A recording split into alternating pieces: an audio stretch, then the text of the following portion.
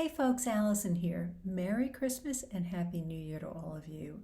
I know it's the first week of January, and a lot of people look at it that Christmas is over, but we know as Catholics it's not. We're still celebrating. We're coming up on the Feast of the Epiphany, or Three Kings, or Little Christmas, however you grew up thinking about it. But it's a beautiful day and it's a continuing celebration. However, that being said, it is the first week of the year. Most of the busyness of the season is behind us, and it's a good time to kind of like pull in, hibernate, cocoon a little bit. All right, as we start the new year, we're tired, it's cold, it's dark. I mean, I always find January to be a little bit tough in that regard. However, it is a great time to take stock and set up our New Year's resolutions if you haven't already done so.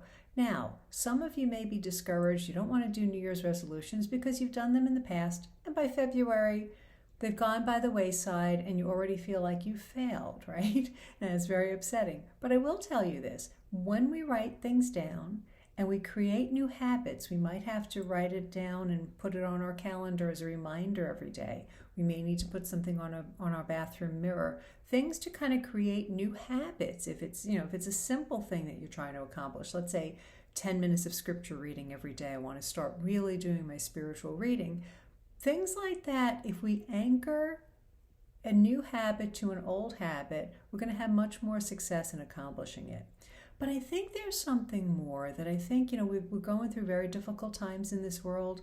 A lot of people have lost jobs, we've lost loved ones. I mean, it's been a really tough and dark time we're going through. And a lot of people are having changes foisted upon them, or you want to make some changes in your life. Now, the key to success, the key to getting the right answers of what you should resolve to do is in being asked the right questions. And this is where I would strongly encourage you, if you're really serious about up-leveling your life, maybe starting that business you've always wanted to start, or having a better relationship with your spouse or your kids, or whatever it is that's been your heart's desire, but you never seem to really accomplish it, working with a Catholic life coach can be a huge game changer for you. And the reason is that as coaches, we ask you specific questions that are specific to you. We want to hear you. You have the answers generally, but sometimes we can't see it. We can't really gain clarity. I'll give you an example. Talking to a friend of mine, another coach, and I said, well, what do you want to do? And she gave me this enormous list of stuff that she wants to do. And she can do. She's very talented and very capable. So I finally said, well, wait a minute. What do you want your week to look like? What do you want your schedule to be? And that was a very important question. And I think it's a good question for all of us, because we can have all these lofty ideals, but is it realistic for the lifestyle we want to lead? Do we want to travel? Do we want to prioritize our family? What are our values? What are the most important things in our lives? And these are the things that a coach can help you to get in touch with, and then formulate a plan to actually make it a reality, and also to help not only hold you accountable in a negative sense, like you got to answer to the coach, but to kind of be a team member with you, to kind of help you to accomplish things. I know for myself, working with a coach has been very, very, very helpful for me, because it helps me to clarify what exactly do I need to do? What don't I need to do? Sometimes we're just all over the place. So we want our resolutions to be realistic. We want them to be grounded in our morals, in our faith, of course, in our state in life. So again, if you really want to up-level it this year, if you really want to see major change in your life, think about hiring a Catholic life coach. It's more affordable than you think, but I would think about it if I were you. Is it a business coach that you need? Is it a relationship coach that you need? Is it a general life coach that you need? We're not really meant to live life on our own and have all the answers. Now, if you have people in your life that kind of challenge you, that's a great thing. We don't always have that. But those are the relationships that can really, really challenge us and help us to move forward. So that is my, advice to you, to really think about, what do I want my life to look like? And maybe even go back over the year 2022 and say, what were my significant wins this year?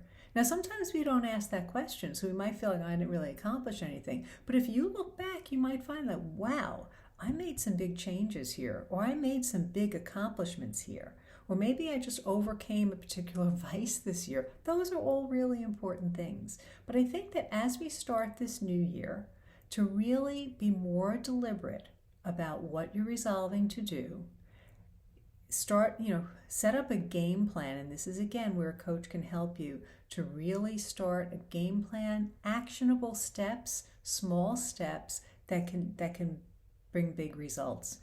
Always starts with those small steps. So I hope you find that helpful. If you've worked with a life coach before, put it in the comments to encourage other people to see what they can accomplish by working with a Catholic life coach.